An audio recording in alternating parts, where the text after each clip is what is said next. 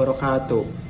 Perkenalkan, nama saya Iqbal Fahmi Nurdiana dari program studi Agribisnis Fakultas Pertanian kelas E.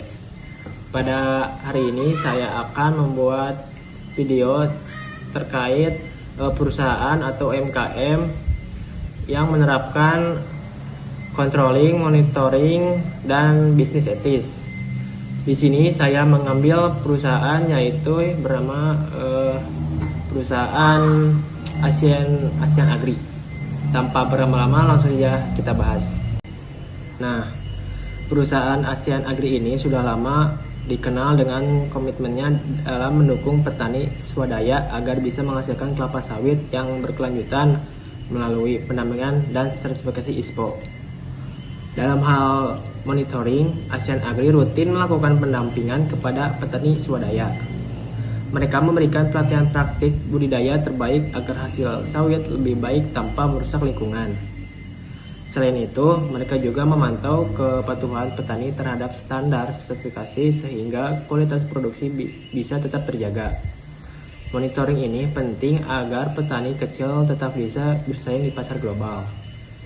Selanjutnya, untuk aspek controlling, Asian Agri mendukung petani mendapatkan sertifikasi ISPO atau Indonesia Sustainable Palm Oil.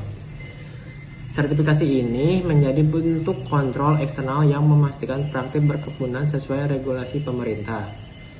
Selain itu, perusahaan juga memiliki kontrol internal melalui audit, evaluasi, dan pembinaan berkelanjutan.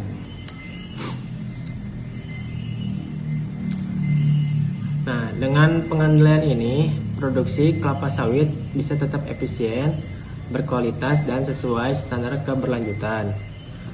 Yang membuat Asian Agri inspiratif adalah komitmen mereka terhadap bisnis etis.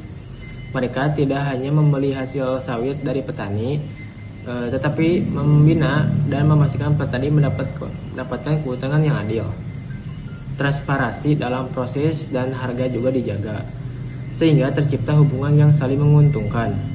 Selain itu, perusahaan memperhatikan dampak sosial dan lingkungan, sehingga tidak hanya berfokus pada keuntungan semata. Etika bisnis seperti inilah yang membuat Asian Agri bisa menjadi contoh dalam industri kelapa sawit. Dari kisah Agri kita belajar bahwa pertanian berkelanjutan tidak lepas dari monitoring yang baik, controlling yang terukur, dan etika bisnis yang kuat. Semoga cerita ini bisa menjadi inspiratif bagi kita semua dalam mendukung pertanian yang adil dan ramah lingkungan. Mungkin cukup sekian dari saya. Mohon maaf bila ada salah kata atau kurang mengenakan pada video kali ini. Sekian, terima kasih. Wassalamualaikum warahmatullahi wabarakatuh.